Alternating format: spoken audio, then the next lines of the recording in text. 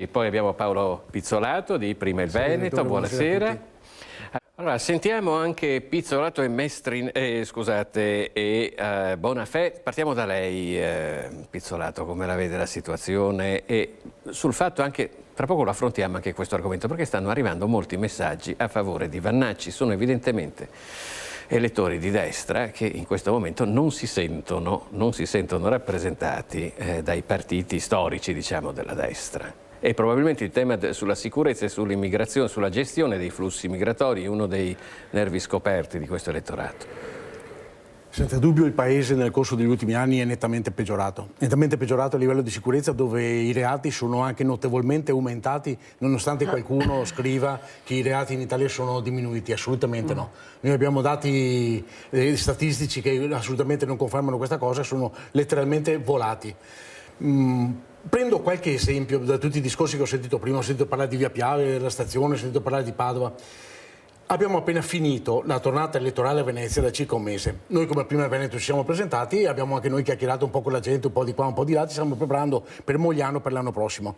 La cosa che fa più stupire, la cosa che proprio che stupisce più di tutto è che la gente, la prima cosa che ti chiede non è il posto di lavoro, la possibilità di pagare il mutuo la mattina dopo, cose che sono assolutamente fondamentali, ma che si sentono più a livello nazionale.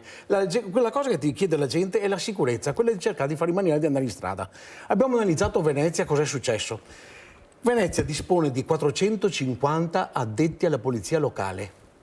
Pensate che il 60% di questi addetti è occupato negli uffici a livello di burocrazia. Il 40-45% che resta sono quelli che prendono servizio e che vanno in giro. Logicamente metà cifra andare in giro non è averli tutti a disposizione. Perché? Perché negli uffici dovrebbe starci solamente personale adeguato agli uffici o adeguato a quello che è il lavoro amministrativo. Un vigile non può essere che è lì che compila la multa perché è andato a visitare il bed and breakfast, non è in regola, ci vuole assolutamente l'amministrativo e se sono anche armati fanno logicamente un'opera deterrente nel territorio. Questa è una cosa assolutamente fondamentale che noi avevamo come primo punto nel programma all'ordine del giorno di mettere in campo tutti i vigili e tutte le forze che aveva a disposizione a livello di sicurezza a Venezia e Mestre. Altra cosa, io ricordo quando ero bambino che mamma e papà mi portavano in autobus a visitare Via Piave. Via Piave era una delle strade più che ci potessero essere al mondo. Ti portavano a vedere i negozi, i vestiti, quelle cose lì. È diventato adesso una cosa assolutamente da ridere e passare. Devi stare attento a passare per Via Piave. Innanzitutto gli appartamenti, quelli che costavano 400, ora costano 200. Quelli che costano 200 costano 80. Tu di sera poi, oltre un certo orario, così come in piazza Ferretto, che è il salotto buono di Mestre, diciamo, devi stare attento a non frequentare in certi orari quelle zone lì, perché non sai se torni a casa, Pensate che noi abbiamo un'agenzia della banca a Mestre, tanto per dirvene una, tanto per ridere un momentino come siamo messi a Mestre. C'è gente di Mestre che vuole cambiare casa ma non va a abitare via perché sono mestrini doc, non vogliono assolutamente andare via, alla vicinanza a Venezia, il lavoro, quelle cose lì. E si stanno trasferendo da Mestre Nord a Mestre Sud, dove c'è un calo di richieste a Mestre Nord e un calo di valore degli immobili, mentre sta aumentando a dismisura il prezzo di Mestre Sud, pensate voi in un'unica città, degli appartamenti, perché è una zona nettamente più sicura rispetto alla parte nord e vicino alla stazione, dove logicamente lì è il regno dello spaccio. Perché il regno dello spaccio? Perché l'Italia è il primo paese d'Europa per spaccio di droga. C'è la mafia quando si insinua e si incunea non molla la presa, la mafia fa paura, la mafia si è già addentrata in Veneto, non solamente con la droga o con rapine o cose di questo genere, la mafia si sta addentrando anche all'interno delle aziende, compra aziende che si stanno svalutando, compra aziende che sono in difficoltà, compra aziende di artigiani e di commercianti che non sanno più come fare per alzarsi la mattina e pagare le tasse, per cui un momento per il Veneto anche di netta difficoltà, ed è questa cosa che fa male. Poi logicamente c'è la parte giusta, come è stata osservata prima, quella dell'immigrazione. Il 72% di presenti all'interno delle carceri sono persone che vengono da fuori, o immigrati africani o paesi dell'est, o gente dei paesi dell'est che vengono qui, vanno e vengono, fanno la spola perché sono vicinissimi. Le carceri, nessuno ha mai fatto un piano strategico per poter fare le carceri, si preferisce fare i ponti sullo stretto di Messina, meno carceri, e poi tutti ci lamentiamo del sovraffollamento delle carceri.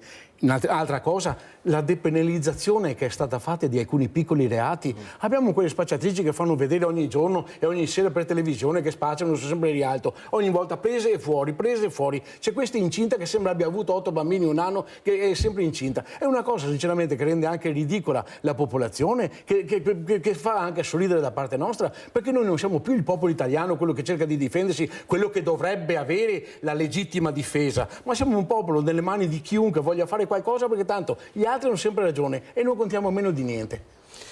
Adesso ce lo facciamo dire bene, perché vedo che sa tutti i dati, Pizzolato. Allora, partiamo, poi andiamo anche dai nostri ospiti che sono collegati, e faccio Pizzolato, Luzzi, e poi andiamo anche, torniamo a Mestre e a Lido. Prego. Se posso fare un mini intervento. Allora, dicevo che è scaduto oggi il PNR.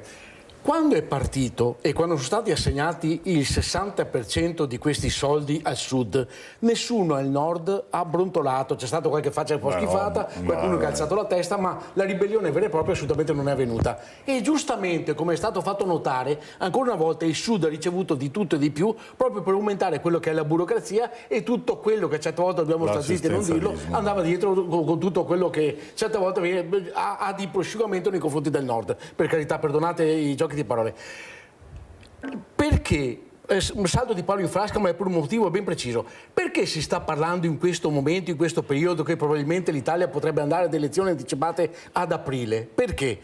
In questo momento, al 30 di giugno, è stato fatto il 38% del PNRR. Voi avete visto che in mezzo ai paesi, in mezzo alle strade, dappertutto ci sono cantieri aperti, c'è di tutto e di più. Perché quelli che sono aperti devono ancora essere finiti, per cui vanno avanti ancora con i fondi del PNRR. Dovrebbe raggiungersi un 47% verso novembre, data in cui cesserà completamente tutto quanto, e 5 mesi dopo, ad aprile, dovremo redincontare completamente tutto quanto all'Europa.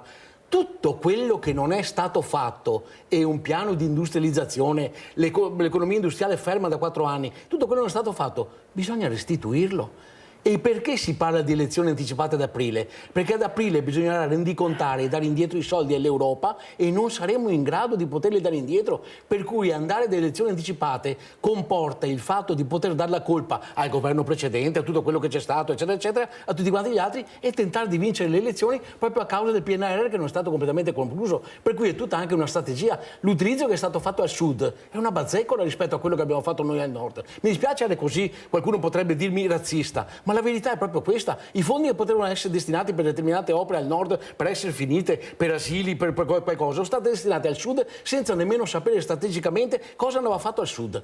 A proposito del nord, fra un paio d'anni saranno finite le opere per le Olimpiadi di Cortina? Sì, mi permetto l'ultimo aneddoto. C'è un signore che continua a scrivere, non so se sia lo stesso, che continua a dire che dobbiamo fare in maniera di non dire cazzate in trasmissione relativamente a quelli che sono i reati, che continua a dire che i reati sono diminuiti negli ultimi anni in Italia. Anch'io. L'ha letto anche lei. È un pezzo che lo sto allora, leggendo. dico a questi signori, se qualcuno va a interessarsi, io ho questo piccolo Vangelo che mi leggo ogni giorno, mi preparo ogni giorno per venire qui in trasmissione, e anche per cultura personale cerco di tenermi aggiornato. I dati del Viminale al 19 maggio 2026. 19 maggio 2026. I reati degli stranieri sono furti, rapine, spaccio, microcriminalità urbana, oltre che violenze fisiche e stupri. Gli italiani sono imbattibili in reati fiscali, corruzione, reati finanziari, mafia, criminalità economica.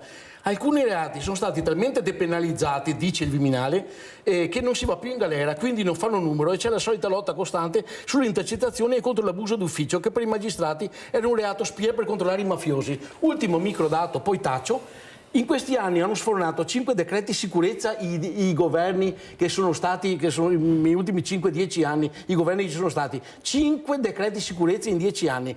Ad oggi tutti i reati sono aumentati: 11,4 rapine, 9,2 i furti, 8,4 lo spaccio, 7,2 lesioni, 5,5 altri reati minori. Se questo vuol dire una diminuzione dei reati, chapeau a chi scrive. Però prima di parlare o di dire qualcosa bisogna anche essere preparati, visto che questo paese culturalmente e politicamente sta andando veramente alla deriva, veramente. Però Pizzolato, sul PNR hai dato dati sbagliati, se mi Sicuro? permetto. Sei sicuro? Sì. È difficile che io dia dati sbagliati, sì, però, i dati- però quando Brugnaro ha fatto la finta rondina per farsi vedere bello durante la campagna elettorale, nessuno l'ha preso per i capelli dicendogli guarda che non è come dici tu che allora, è tutto a la posto. finta rondina l'ha fatta. Ho sfidato. Però lo avete votato Venturini? Io Lo ho sfidato. lo avete rivoluto di nuovo? Sto lo avete dicendo, rivoluto? ho sfidato a venire.